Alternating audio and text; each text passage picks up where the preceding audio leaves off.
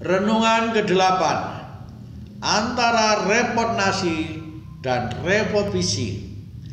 Ada sebuah cerita rakyat tentang kepala suku Indian yang ingin menunjuk penggantinya. Pemimpin suku ini punya 3 anak. Ia berkata kepada anak-anaknya, "Saya ingin memilih salah satu di antara kalian untuk menjadi pengganti saya. Untuk itu pergilah ke gunung. Bawalah dari sana apa yang menurutmu paling indah. Siapa yang membawa sesuatu yang paling indah, yang paling benar, itulah yang berhak mengganti saya." Meskipun mereka merasa heran, akhirnya berangkat juga. 3 hari kemudian mereka kembali menghadap ayahnya.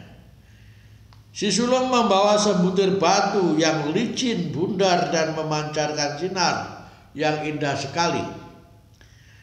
"Batu ini pasti punya khasiat dan azimat," kata si sulung meyakinkan ayahnya. Anak yang tengah membawa bunga yang elok dan luar biasa. "Bunga ini akan menjadi sumber dan lambang kemakmuran suku kita, dan rakyat akan kuajari untuk mengembangkannya," katanya.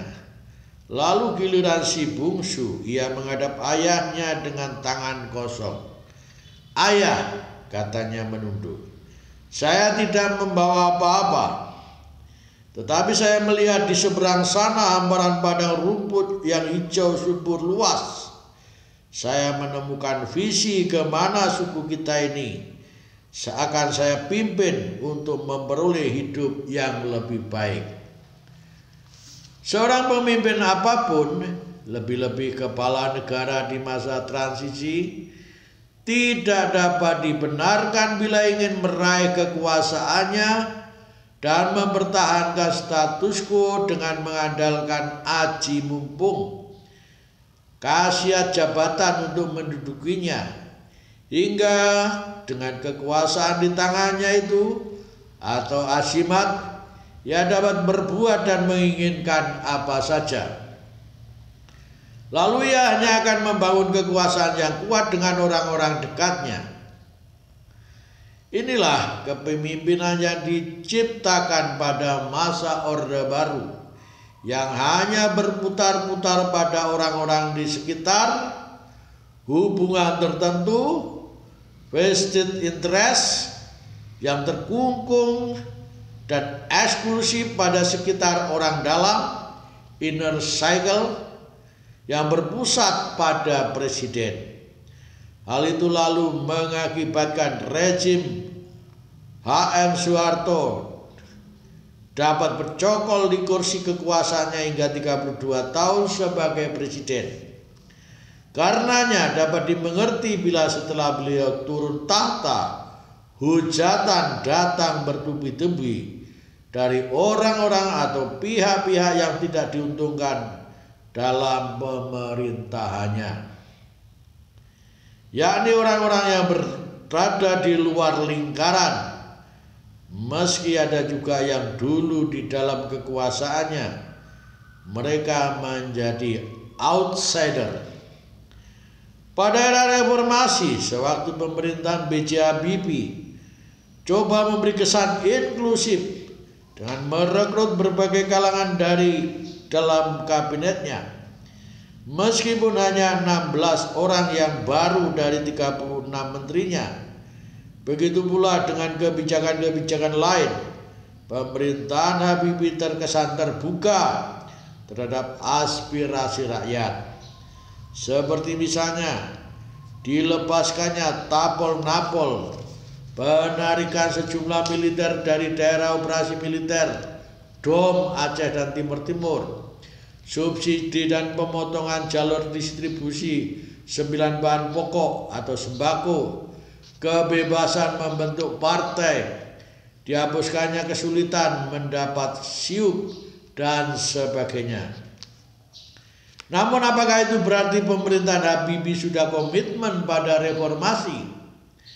Banyak pihak menilai belum dan baru reparasi, belum sungguh-sungguh pembaruan. Kebijakan-kebijakan masih artifisial, hanya kulit-kulitnya saja. Bahkan dikatakan pemerintahnya masih kepanjangan dari tangan Orde Baru.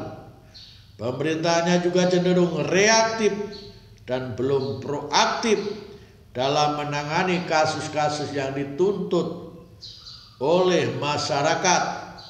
Masih sesaat dan aksidental sifatnya. Seakan-akan pemerintahnya hanya mencari popularitas karena hanya memecahkan masalah yang mendesak. Rawan pangan misalnya diatasi dengan gencarnya dilancarkan subsidi. Bukan ini tidak penting, tetapi dalam situasi keuangan negara yang sedang bangkrut akan menjadi betapa bangkrutnya bila terus-menerus subsidi dilancarkan. Habibie seakan pemimpin yang membawa bunga. Sepintas tampaknya indah semerbak aroma wangi, namun akan mudah layu.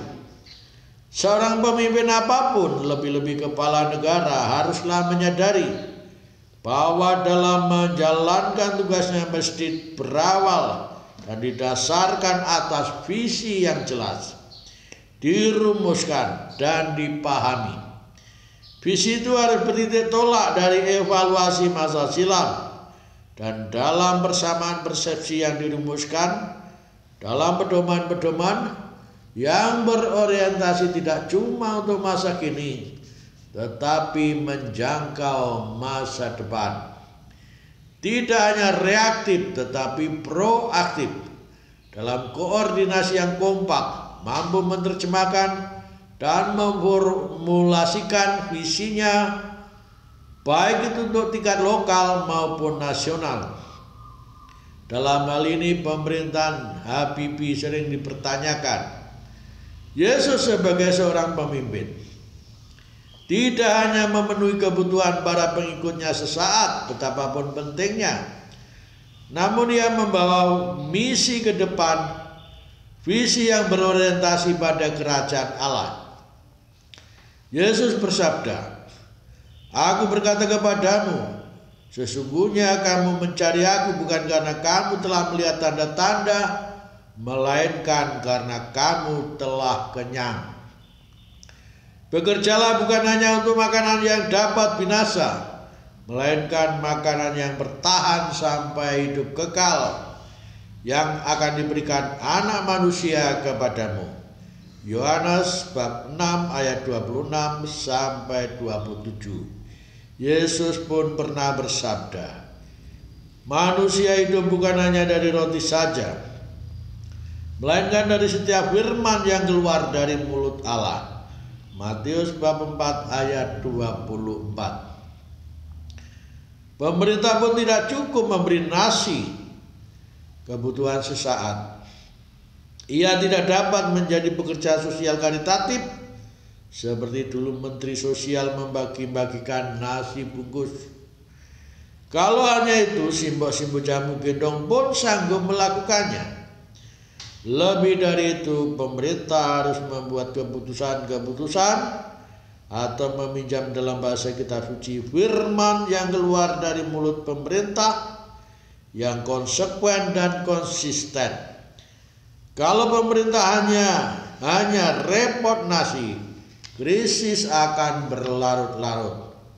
Namun bila disertai dengan repot visi, mudah-mudahan akan meraih masa depan yang lebih baik, yaitu kesejahteraan rakyat dapat semakin diwujudkan.